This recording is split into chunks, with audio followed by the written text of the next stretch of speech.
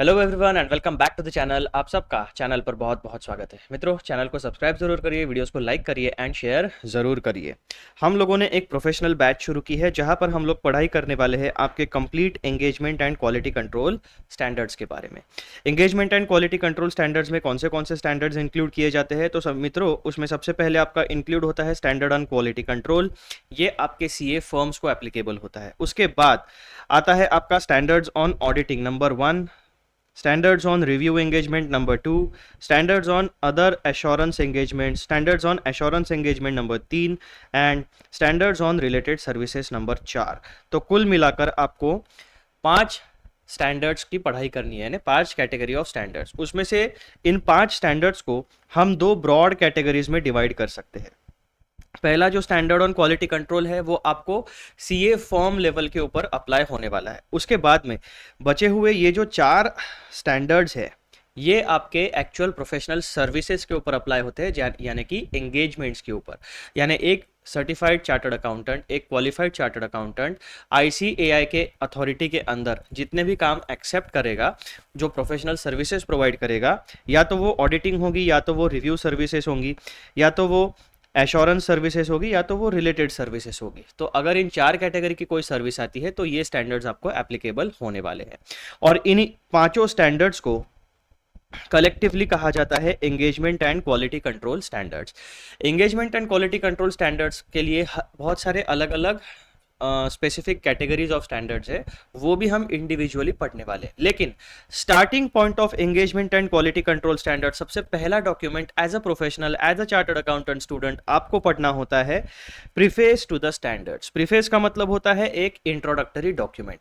अब यहाँ पर आप देखो, प्रीफेस टू द स्टैंडर्ड्स यानी इन्होंने सारे कैटेगरी ऑफ स्टैंडर्ड्स के लिए एक सिंगल डॉक्यूमेंट प्रिपेयर किया है और उसमें इन स्टैंडर्ड से रिलेटेड सारी इंट्रोडक्टरी बातें, कंटेंट कैसा होगा, स्ट्रक्चर कैसे होगा, किस तरीके से एक प्रोफेशनल को इन्हें फॉलो करना है, वो सारी चीजें आपको प्रीफेस में प्रोवाइड की गई है। तो उसी का सबसे पहले हमने उसी को स्टडी करना शुरू किया है। और इस वीडियो में हम लोग पैराग्राफ नंबर 8 को कवर करने वाले हैं। ठीक है, अभी तक हम लोगों ने इसके पहले वाले वीडियोस में पैराग्राफ नंबर 7 तक स्टडी कर लिया है, पढ़ाई कर ली है, उसको मैंने एकदम डिटेल में आपको समझाया है, डिस्कस किया है हम लोगों ने। अब इस वीडियो का पूरा फोकस रहने वाला है पैराग्राफ नंबर 8। उसका हेडिंग है जनरल क्लैरिफिकेशन। जैसे हमारा इनकम टैक्स एक्ट होता है, वैसे जैसे हमारा जीएसटी रेजिम में अलग अलग एक्ट्स है, कोई कंपनी एक्ट है ना, कंपनी कॉर्पोरेट अफेयर्स में कंपनी एक्ट आता है आपका। तो ऐसे इसमें बहुत सारे अमेंडमेंट्स होते रहते हैं। तो अमेंडमेंट्स में आपका नोटिफिकेशन आता है, सर्क्यूलर आता है, ऑर्डर आता है ना, अलग अलग प्रकार के अमेंडमेंट्स के लिए अलग अलग कैटेगरी के आपके अपडेट्स आते हैं। तो सिमिलरली प्रीफेस के लिए क्या आएगा आपका, यानी स्टैंडर्ड्स ऑन ऑडिटिंग के लिए आपका, या engagement and quality control standard के लिए क्या आएगा, जनरल क्लैरिफिकेशंस। यानी जहां पर भी कंफ्यूजन होगा, जहां पर भी एम्बिग्यूटीज होगी, उस एम्बिग्यूटी को, उस कंफ्यूजन को या कोई अपडेट देने के लिए आपको engagement and quality control standards से रिलेटेड जनरल क्लैरिफिकेशंस इशू किए जाते हैं। बस इतना सा इसका मतलब होता है। अब एज यूजुअल मैं आपको हमारे ओरिजिनल डॉक्यूमेंट में लेके चलता हूं, क्योंकि एज अ प्रोफेशनल हमें आदत होनी चाहिए हम ओरिजिनल टेक्स्ट को ज़्यादा भाव दें। तो मित्रों, ये है आपका original document of preface to the standards on engagement and quality control. इसमें अभी तक हम लोगों ने introduction, standards issued by AASB under the authority of the council of ICAI, standards on auditing, standards on quality control, other standards, यानी 1 2 3 4 5 ऐसे 5 topics हम लोगों ने कवर कर लिए। इंट्रोडक्शन आपका पैराग्राफ नंबर 1 एंड 2 में है। Standards issued by AASB paragraph number 3 और 4 में कंटेंट प्रोवाइड किया गया है। स्टैंडर्ड्स ऑन क्वालिटी कंट्रोल के, स्टैंडर्ड्स ऑन ऑडिटिंग के बारे में पैराग्राफ नंबर 5 में लिखी हुई बातें हैं। स्टैंडर्ड्स ऑन क्वालिटी कंट्रोल के बारे में पैराग्राफ नंबर 6 है। अदर स्टैंडर्ड्स जो इसके जस्ट पहले वाले वीडियो में हमने कवर किया था, paragraph number 7। And now general clarifications इस वीडियो में हम लोग डिस्कस करने वाले हैं, जो हमारे ओरिजिनल टेक्स्ट में पैराग्राफ नंबर 8 में हमें दिया हुआ है। अब मैं आपको पैराग्राफ नंबर 8 पे लेके आता हूं। So page number 3, original document का पेज नंबर 3 है। बेयर टेक्स्ट का, यहाँ पे देखो टॉपिक का नाम है आपका जनरल क्लैरिफिकेशंस, पैराग्राफ नंबर 8। ठीक है, तो पेज नंबर 3 के ऊपर आपकी 3 लाइन है एंड पेज नंबर 4 के ऊपर कुछ भी नहीं है। दैट मीन्स जनरल क्लैरिफिकेशन से रिलेटेड हमें ये इन 3 लाइंस को, यहाँ पे दी गई इन्फॉर्मेशन को एकदम अच्छे तरीके से हमारे प्रोफेशनल कॉन्टेक्स्ट में समझना है।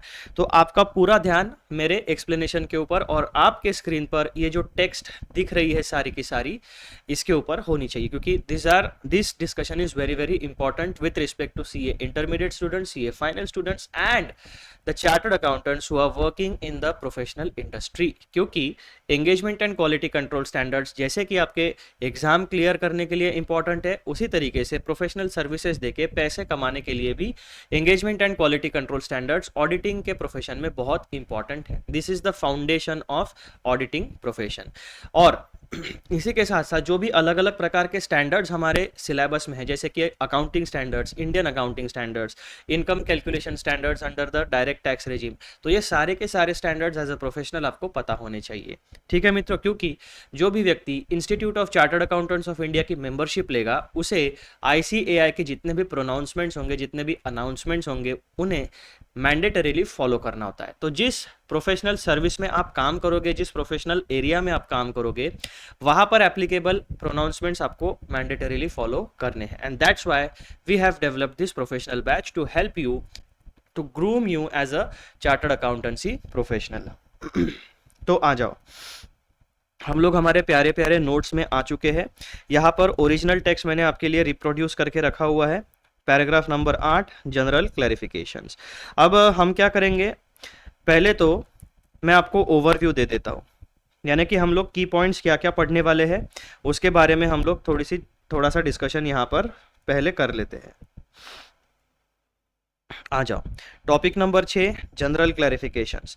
पैराग्राफ नंबर 8 का टाइटल है मित्रों जनरल क्लैरिफिकेशंस। उसमें सबसे पहले हम पढ़ने वाले हैं इंट्रोडक्शन अबाउट पैराग्राफ नंबर 8। उसके बाद जब हम डिटेल में एनालिसिस करेंगे तो हमें पैराग्राफ नंबर 8 में कुछ बहुत इंपॉर्टेंट पॉइंट्स मिलते हैं। उन पॉइंट्स को हमने कैटेगराइज किया है की फीचर्स ऑफ जनरल क्लैरिफिकेशंस में। जनरल क्लैरिफिकेशंस के की फीचर्स में सबसे पहला हम पढ़ेंगे purpose of general clarifications. Engagement standards के लिए जनरल क्लैरिफिकेशंस क्यों दिए जाते हैं। रिजॉल्व एम्बिग्यूटीज, जहां पर भी कंफ्यूजन है, क्लैरिटी नहीं है, वहां पर क्लैरिटी प्रोवाइड की जाती है। एनहांस अंडरस्टैंडिंग, जो एग्जिस्टिंग प्रोविजन है उसे अच्छे तरीके से इंटरप्रेट करने में मदद मिलती है हमें। और इसका एग्जाम्पल यानी एम्बिग्यूटी और enhancement of resolve of ambiguities and enhancement, इसका एक एग्जाम्पल। दूसरा इंपॉर्टेंट पॉइंट हम क्या सीखेंगे जनरल क्लैरिफिकेशंस के बारे में, अथॉरिटी एंड मैंडेट, यानी जनरल क्लैरिफिकेशंस इशू करने वाली अथॉरिटी कौन है, उसका मैंडेट क्या है, कौन प्रोवाइड करता है, कंपलसरी है या ऑप्शनल है, वो सारी बातें। तो अथॉरिटी कौन है भाई साहब, issued by AASB auditing and assurance standard board under the authority of the institute of chartered accountants of India. Mandatory compliance यानी ऑप्शनल नहीं है भाई साहब, जो भी institute of chartered accountants of India से जुड़ा हुआ प्रोफेशनल है, जिसके पास भी CA की डिग्री है, CA का सर्टिफिकेट है, सर्टिफिकेट ऑफ प्रैक्टिस है, मेंबरशिप है, उसे मैंडेटरीली जनरल क्लैरिफिकेशंस में बताई गई बातों को फॉलो करना पड़ेगा। प्रैक्टिकल इंप्लीकेशंस यानी इंडस्ट्री के ऊपर इसका इम्पैक्ट क्या होने वाला है। इंडस्ट्री में 3 मेजर एंटिटीज होती है, business entity, stakeholders and हमारे जैसे चार्टर्ड अकाउंटेंसी प्रोफेशनल्स। उसके बाद जनरल क्लैरिफिकेशंस का स्कोप एंड एप्लीकेशन क्या है, यानी कहाँ तक जनरल क्लैरिफिकेशंस अप्लाई होंगे और उन्हें प्रैक्टिकली किस तरीके से अप्लाई किया जाता है या करना है। Point number A, applicability. General clarifications apply to all standards including those on auditing, that means standards on auditing, review engagements, that is standards on review engagements, assurance engagements, that is standards on assurance engagements, related services, that means standards on related services, and quality control represents standard on quality control। तो यहाँ पर आप देखो 1 2 3 4 5 category of standards है। इन 5 category of standards को हम 2 broad category में divide कर सकते हैं। कौन सी 2 ब्रॉड कैटेगरीज है वो, ये लाइन मैंने खींच दी। तो ये हो गए आपके 1 2 3 और 4, ये 4 स्टैंडर्ड्स जो है आपके, these are applicable to professional services, this represent professional services. और ये वाला एक जो स्टैंडर्ड है आपका, ये सीए फर्म को अप्लाई होने वाला है, at that means firm level पे अप्लाई होगा। तो एक चार्टर्ड अकाउंटेंसी फर्म, चाहे वो सोल प्रोप्राइटरशिप हो, चाहे वो पार्टनरशिप फर्म हो, उसका लीगल स्टेटस कुछ भी हो जाए, partner sole proprietorship, partnership firm, LLP, किसी भी प्रकार का लीगल स्टेटस उसका हो, उससे उन हर चार्टर्ड अकाउंटेंसी फर्म को एसक्यूसी को फॉलो करना पड़ेगा, इंप्लीमेंट करना पड़ेगा। अब एक चार्टर्ड अकाउंटेंसी फर्म में यहाँ पर जो प्रोफेशनल सर्विसेज मेंशन की गई है, auditing, review, assurance and related services, इसमें से कोई भी प्रोफेशनल सर्विस एक चार्टर्ड अकाउंटेंसी फर्म प्रोवाइड कर सकती है। फॉर एग्जांपल, अगर कोई CA firm auditing services provide करती है तो उसे SQC plus standards on auditing 100% mandatorily follow करना पड़ेगा। अगर कोई CA firm review engagement provide करती है तो उसे SQC and SRE mandatorily follow करना पड़ेगा। अगर कोई सीए फर्म ये चारों सर्विसेज प्रोवाइड करती है तो उस सीए फर्म को SQC plus all the engagement standards, यानी जिस प्रकार का आप काम करोगे उससे रिलेटेड स्टैंडर्ड्स आपको फॉलो करने पड़ेंगे। एंड एसक्यूसी जो है ये सारी की सारी यानी एंटायर सीए फर्म को, जितने भी काम एक सीए फर्म में होंगे उन सारे प्रोफेशनल सर्विसेज के लिए ये एप्लीकेबल होने वाले हैं। This is the scope and application of general clarifications and standards. तो बेसिकली जब ये सारे के सारे स्टैंडर्ड्स आपके लिए एप्लीकेबल है तो इनसे जुड़े हुए जनरल क्लैरिफिकेशंस जो है वो भी ऑटोमेटिकली आपके professional services and CA firms को मैंडेटरीली फॉलो करने पड़ेंगे। अब हम लोग आते हैं नीचे तो ये हो गया आपका की पॉइंट नंबर ए के बारे में। Then supplement to standards. अब मेन टेक्स्ट जो रहेगी आपकी वो इन स्टैंडर्ड्स की रहेगी और जनरल क्लैरिफिकेशंस को हम क्या मानते हैं, supplementary study material to the main text, यानी further explanation, further clarity, further help to enhance the interpretation and understanding of the standards. और एक छोटा सा प्यारा सा example to understand the scenario. फिर हम पढ़ने वाले हैं इसके practical implications of general clarifications, यानी जनरल क्लैरिफिकेशंस का इंपैक्ट किन लोगों पर पड़ने वाला है और उसका किस तरीके से इंपैक्ट होने वाला है इंडस्ट्री के ऊपर। सबसे पहले हमारे जैसे प्रोफेशनल्स की CA firms and for stakeholders में आपकी बिजनेस एंटिटी आती है, प्लस आपके इंटरनल एंड एक्सटर्नल यूजर्स आते हैं जो फाइनेंशियल इंफॉर्मेशन का यूज करते हैं to take their own economic decisions. और प्रैक्टिकल इंप्लीकेशन को समझने के लिए एक छोटा सा सिनेरियो बेस्ड एग्जांपल, और उसके बाद में जब हमारा ये डिस्कशन प्रैक्टिकल इंप्लीकेशन के ऊपर समाप्त हो जाएगा वहां पर हम एक छोटा सा प्यारा सा कंक्लूजन हमने लिखा हुआ है जो आपको कंप्लीट पैराग्राफ नंबर 8 का एक प्यारा सा समरी प्रोवाइड करेगा ताकि आपको सारे के सारे पॉइंट्स एक छोटे से पैराग्राफ में समझ में आ जाए। तो इस तरीके से हमारा रास्ता होने वाला है पैराग्राफ नंबर 8 को समझने के लिए। अब मैं आपको लेके चलता हूं हमारे डिटेल्ड स्टडी मटेरियल में।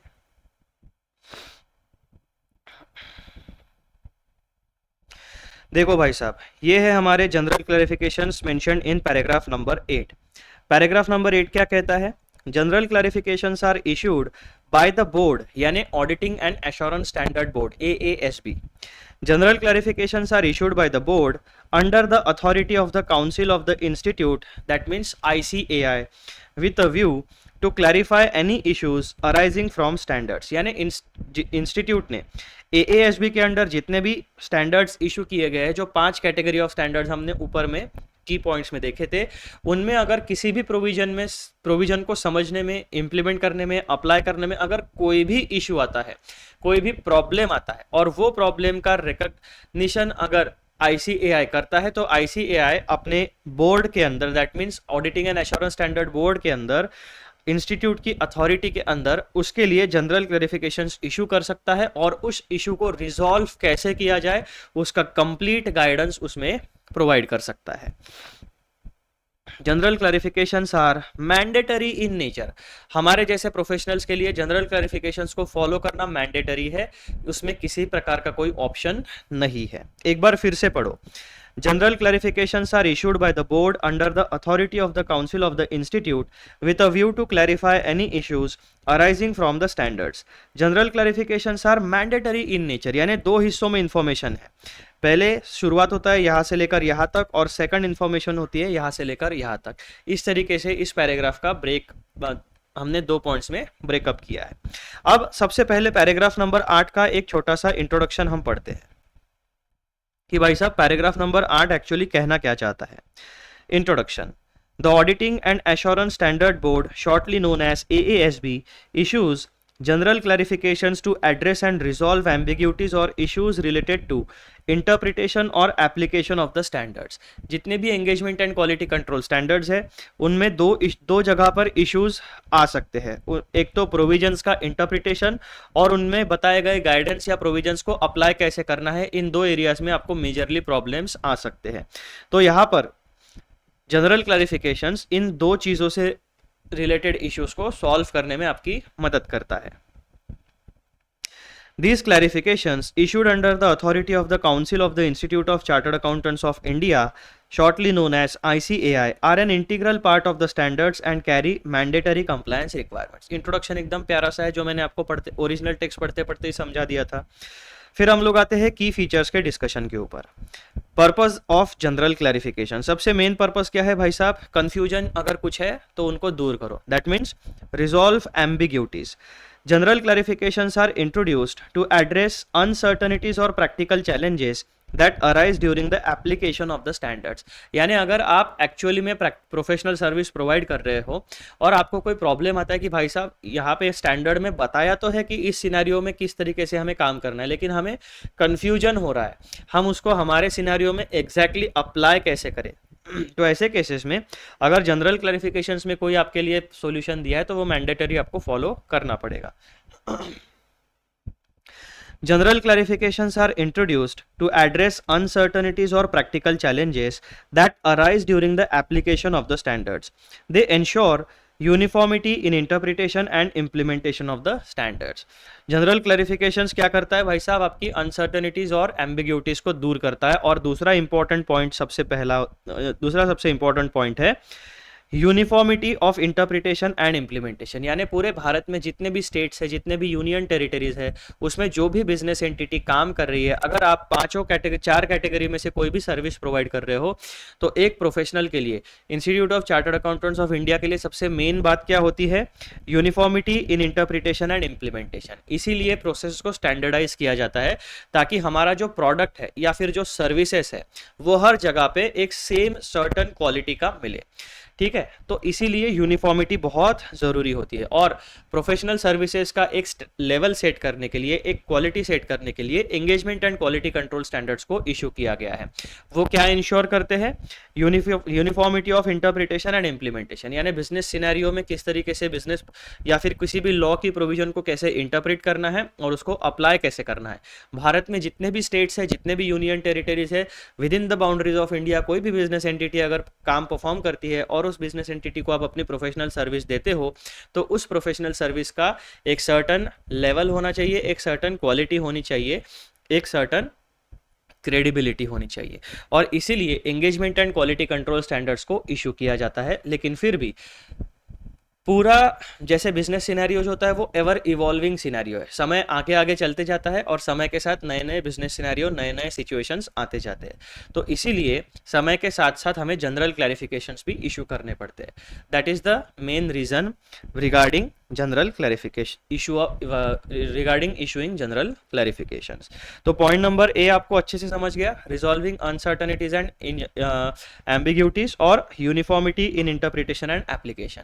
यानी अगर 10 प्रोफेशनल केवल ऑडिटिंग की सर्विस प्रोवाइड कर रहे हैं और स्टैंडर्ड्स ऑन ऑडिटिंग में अगर किसी को कोई प्रॉब्लम है तो वो 10 के 10 प्रोफेशनल्स जो है, जो चार्टर्ड अकाउंटेंसी प्रोफेशनल्स है, उनके माइंड में उस एक सिनेरियो का अगर कोई फिक्स्ड असेट में भी प्रॉपर्टी प्लांट एंड इक्विपमेंट का अगर ऑडिट कर रहा है तो वो 10 के 10 प्रोफेशनल के दिमाग में एक ही मीनिंग होना चाहिए regarding provisions of engagement and quality control standards. उसे हम कहते हैं uniformity in interpretation and implementation.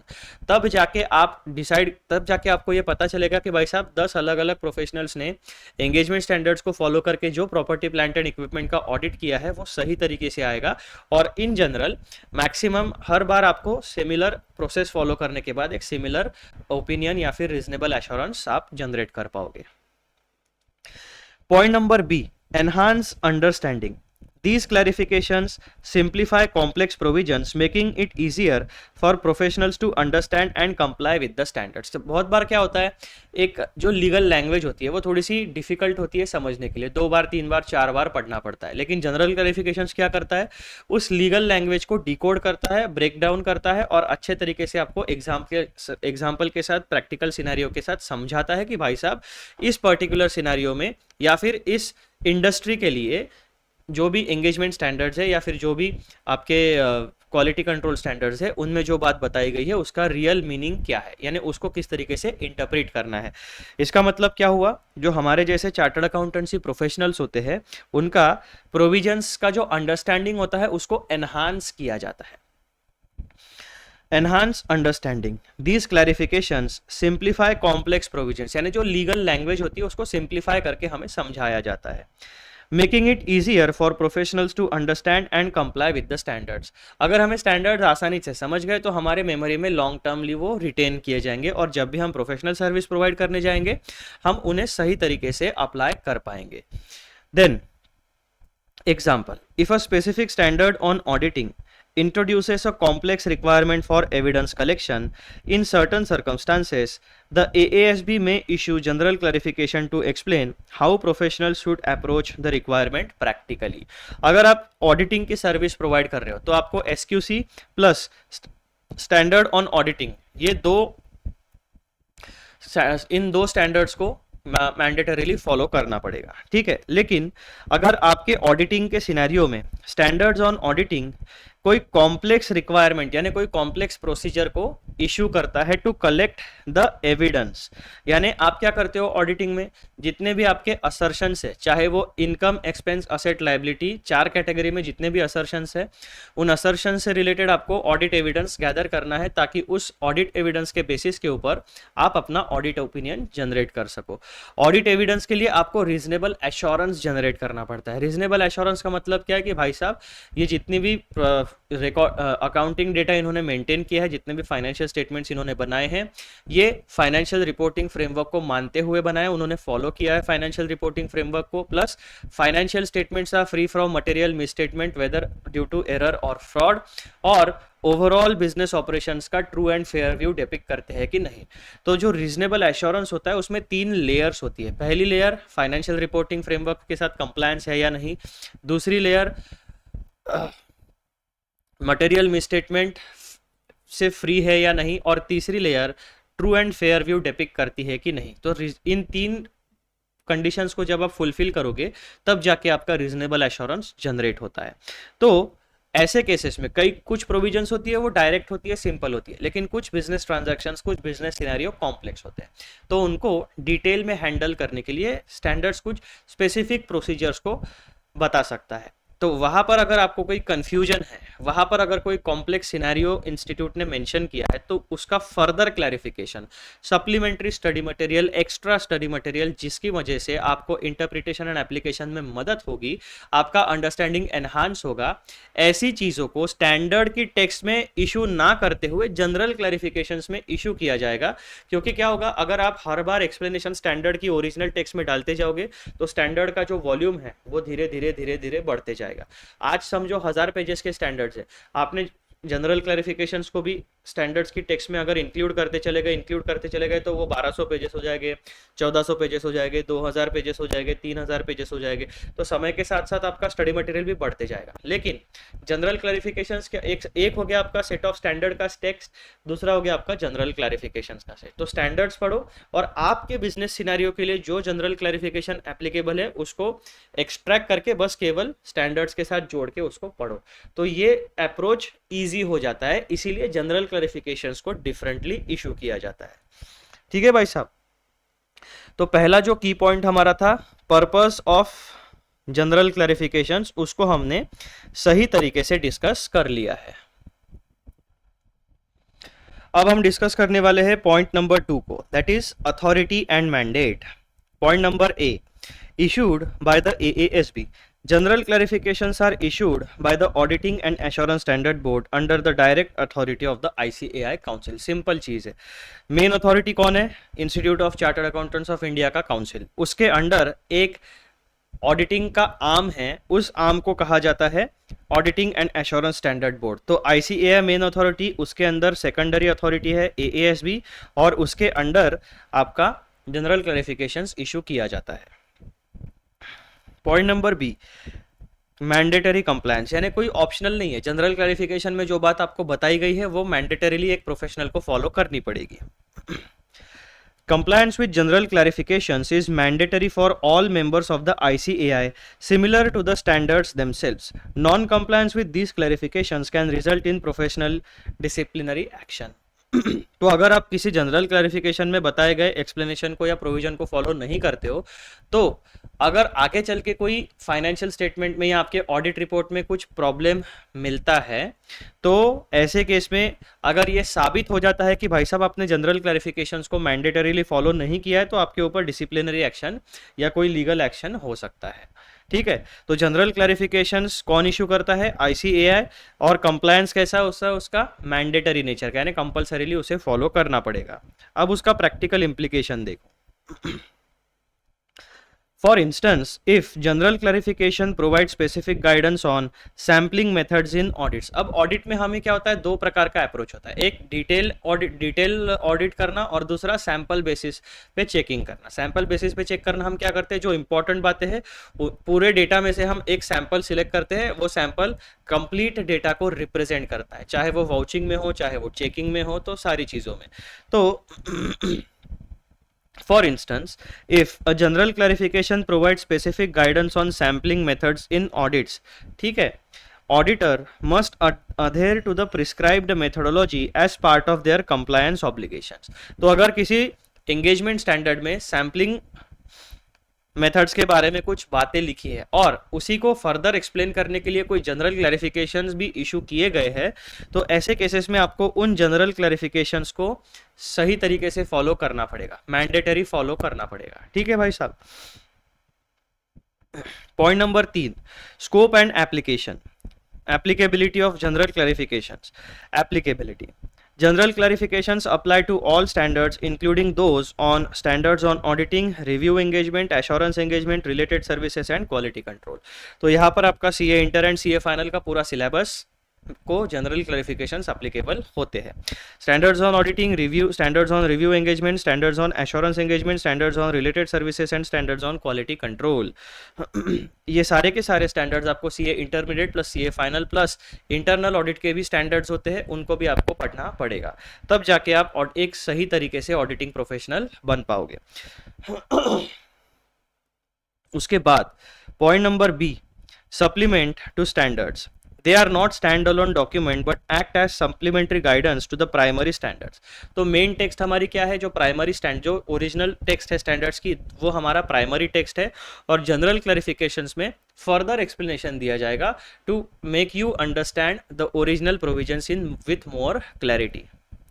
Example, if a standard on assurance engagement requires the use of specific terminology in reports, a general clarification may specify the exact wording and format to be used। if a standard on assurance engagement, अब यहाँ पर assurance service की हम बात कर रहे हैं, requires the use of specific terminology in reports, a general clarification may specify the exact wording and format to be used। अब यहाँ पर अगर एज अ प्रोफेशनल आप कोई एश्योरेंस एंगेजमेंट प्रोवाइड करते हो, तो हो सकता है कि स्टैंडर्ड्स ऑन एश्योरेंस एंगेजमेंट में आपको कोई टर्मिनोलॉजी प्रोवाइड की जाए या फिर रिपोर्ट का फॉर्मेट प्रोवाइड किया जाए। अब ऐसा भी हो सकता है कि टू एक्सप्लेन इट फर्दर आपको जनरल क्लैरिफिकेशंस में भी उस टर्मिनोलॉजी एंड रिपोर्ट के बारे में इंफॉर्मेशन दी जाएगी। तो आपको क्या करना है, जो आपके स्टैंडर्ड्स ऑन एश्योरेंस है यानी primary text plus general clarification के टेक्स्ट, इनको मिला के आपके स्पेसिफिक सिनेरियो में जिस तरीके से कंप्लायंस जनरेट होता है, उसी प्रॉपर तरीके से original text plus general clarifications में जितनी बातें बताई गई है उनको कंप्लाई करना पड़ेगा, यानी उन प्रोविजंस के साथ कंप्लायंस करना पड़ेगा। फिर आता है practical implications of general clarifications on the overall industry. अब इंडस्ट्री में कौन से की फैक्टर्स होते हैं, उनको उनके ऊपर जनरल क्लैरिफिकेशंस का क्या इम्पैक्ट है वो बातें हम लोग देखते हैं। हमारे जैसे प्रोफेशनल्स के ऊपर क्या इम्पैक्ट पड़ेगा जनरल क्लैरिफिकेशंस का? Professionals must stay updated with general clarifications to ensure compliance with the latest interpretations and guidance. जैसे इनकम टैक्स में अमेंडमेंट्स आती है, वैसे ही जीएसटी में अमेंडमेंट्स आती है, कंपनी लॉ में अमेंडमेंट्स आती है, तो हमें ओरिजिनल टैक्स प्लस अमेंडमेंट्स इन दोनों का कॉम्बिनेशन मिला के हमारा लेटेस्ट पोजीशन बनता है किसी भी सेक्शन का। सिमिलरली आपके स्टैंडर्ड्स ऑन ऑडिटिंग या किसी भी engagement and quality control standard का ओरिजिनल टेक्स्ट प्लस लेटेस्ट जो सबसे रिसेंटली इशूड जनरल क्लैरिफिकेशन है, इन दोनों सेगमेंट्स को मिला के आपका करंट सिनेरियो बनता है regarding engagement and quality control standards. तो एज अ प्रोफेशनल हमें रिसेंटली इशूड जनरल क्लैरिफिकेशंस के बारे में भी नॉलेज रखना पड़ेगा, हमें उन्हें ट्रैकिंग करते रहना पड़ेगा। Adhering to these clarifications helps reduce the risk of misapplication of standards and ensures consistency in engagements। ठीक है, तो यहाँ पर हमारा एक ऑडिटिंग प्रोफेशनल के लिए रिस्क क्या होती है? मिस एप्लीकेशन ऑफ स्टैंडर्ड्स, यानी जो स्टैंडर्ड का जो ओरिजिनल स्पिरिट है उस स्पिरिट को हमने नहीं समझा, उस एक्चुअल प्रोविजन को हमने मिस इंटरप्रेट किया, यानी गलत इंटरप्रिटेशन निकला, और ऐसा हो सकता है कि हम गलत उसको अप्लाई करें। तो जब हम गलत चीज़ों को अप्लाई करेंगे तो ऑब्वियसली हमारे लिए रिस्क जनरेट होगा, risk of issuing inappropriate opinion या फिर इनएप्रोप्रिएट सर्विस प्रोवाइड करने का रिस्क हमारे लिए एज अ प्रोफेशनल जनरेट होता है।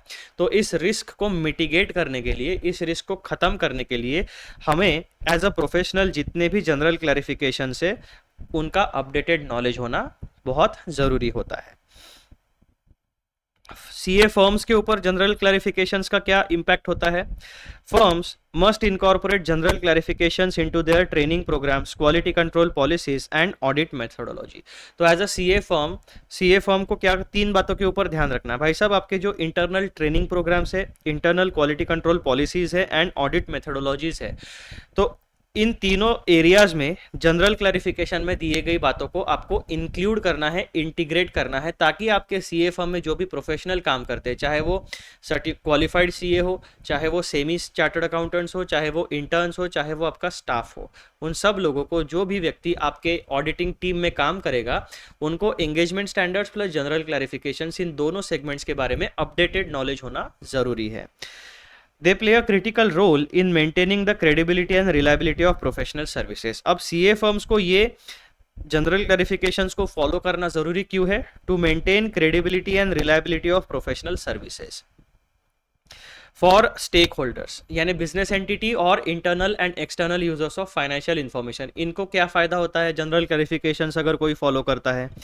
Stakeholders, including clients and regulators, benefit from the increased transparency and standardization brought about by the general clarifications।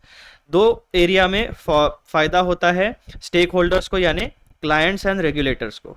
ये एक तो आपकी जो प्रोफेशनल सर्विस है, उस प्रोफेशनल सर्विस की जो भी रिपोर्टिंग होगा, उस रिपोर्टिंग की ट्रांसपेरेंसी बढ़ेगी। उसी के साथ साथ आपकी जो प्रोसेस होती है, जो प्रोफेशनल सर्विस होती है, उसमें एक सर्टन लेवल ऑफ क्वालिटी यानी स्टैंडर्डाइजेशन एस्टैब्लिश किया जाएगा। और इन सारी चीज़ों का फायदा अल्टीमेटली आपकी जो ऑडिट रिपोर्ट होगी या फिर जो भी रिपोर्टिंग आप करोगे, जो भी रेगुलेटरी कंप्लायंसेस आप करोगे, वो हाई क्वालिटी होगा। और जो भी फाइनेंशियल स्टेटमेंट्स का audit, review, assurance, related services engagement जो भी आपकी होगी, वो जो स्टेक होल्डर्स का ट्रस्ट एनहांस होगा। ठीक है, यानी फ्रॉड होने के चांसेस, एरर्स होने के चांसेस एकदम लो लेवल पे आप लेके आओगे। तो स्टेक होल्डर्स को जनरल क्लैरिफिकेशंस का इस तरीके से इम्पैक्ट होता है। Example, a general clarification that provides additional guidance on documentation requirements ensures that audit files are prepared consistently across engagements meeting regulatory expectations। अब हमारे चार्टर्ड अकाउंटेंसी प्रोफेशनल की लाइफ में एक सबसे इंपॉर्टेंट एस्पेक्ट होता है, वो होता है हमारे ऑडिट वर्किंग पेपर्स। जिस क्लाइंट का भी हम काम करेंगे, फ्रॉम स्टार्ट टू एंड, हमने जितने भी काम किए, हमने जो भी डिसीजन लिए, हमने जो भी ऑडिट एविडेंस गैदर किया, हमने उन ऑडिट एविडेंस के ऊपर जो भी हमारा ओपिनियन है वो कैसे जनरेट किया, इस पूरे के पूरे वर्क प्रोसेस को डॉक्यूमेंट जहां पर हम करते हैं उसे कहा जाता है ऑडिट वर्किंग पेपर। तो उन ऑडिट वर्किंग पेपर को मेंटेन करने में भी हमें जनरल क्लैरिफिकेशंस की मदद आती है, यानी एडिशनल गाइडेंस कभी कभी वहां पे हमें मिल जाता है। तो इतना सारा प्रैक्टिकल इम्प्लीकेशन आपके जनरल क्लैरिफिकेशंस का होता है। फिर आता है आपका इस पूरे के पूरे डिस्कशन का conclusion, that means summary. General clarifications play a pivotal role in effective application of the standards issued by the AASB, that means Auditing and Assurance Standard Board. By resolving ambiguities and providing supplementary guidance, they ensure that professionals maintain high standards of quality, consistency and compliance in their engagements. तो ये जो general clarifications है ये आपको क्या मदद करते हैं भाई साहब? कंफ्यूजन दूर करते हैं, सप्लीमेंट्री स्टडी मटेरियल प्रोवाइड करते हैं to enhance your understanding and interpretation of the existing provisions, और उसी के साथ साथ आप एज अ प्रोफेशनल आपको मदद करते हैं to maintain high standards of quality, consistency and ensure proper compliance with the regulations। तो इस तरीके से जनरल क्लैरिफिकेशंस भी आपके स्टडी मटेरियल का हिस्सा बन जाते हैं, लेकिन प्रोफेशनल लाइफ में। तो as a chartered accountancy professional आपको आपके फील्ड में standards on auditing, review engagements, assurance engagement, related services, quality control plus internal audit plus standards for local bodies, जितने भी प्रकार के स्टैंडर्ड्स है वो सारे भैया आपको पता होने चाहिए। लेकिन स्पेसिफिकली अगर आप इन 4 एरिया में काम करोगे तो ये 4 स्टैंडर्ड्स प्लस SQC 5वां आपको इसका नॉलेज होना चाहिए, और इन स्टैंडर्ड्स प्लस इनसे रिलेटेड जनरल क्लैरिफिकेशंस का भी आपको नॉलेज होना चाहिए, तब जाके आप एक प्रॉपर प्रोफेशनल सर्विस प्रोवाइड कर पाओगे। सो पैराग्राफ नंबर 8 इसका डिस्कशन मित्रों यहाँ पर होता है कंप्लीट, और ये वीडियो होता है यहाँ पर समाप्त। जाने से पहले चैनल को सब्सक्राइब जरूर करिए, बेल आइकन को हिट करिए, सारे नोटिफिकेशंस ऑन करिए और वीडियोस को लाइक एंड शेयर जरूर करिए। अब हम लोग अगले वीडियो में क्या डिस्कस करेंगे भाई साहब? हमारा पैराग्राफ नंबर 8 तक कंप्लीट डिस्कशन हो गया है। अब हम पैराग्राफ नंबर 9 में डिस्कस करने वाले हैं मित्रों प्रोफेशनल जजमेंट, ये वाले टॉपिक के बारे में, लेकिन अगले वीडियो में। तब तक के लिए bye bye and take care. And इस प्रोफेशनल बैच को आपको याद रखना है, क्योंकि ये आपके throughout the professional journey आपको मदद करने वाली है। CA intermediate, CA final and your professional life, तीनों अरीनाज में this professional batch is highly relevant and आपको आपके नॉलेज में वैल्यू एडिशन डेफिनेटली करने वाली है, और यही इस प्रोफेशनल बैच का पर्पस है। चलो मिलते हैं अगले वीडियो में, तब तक के लिए bye bye and take care.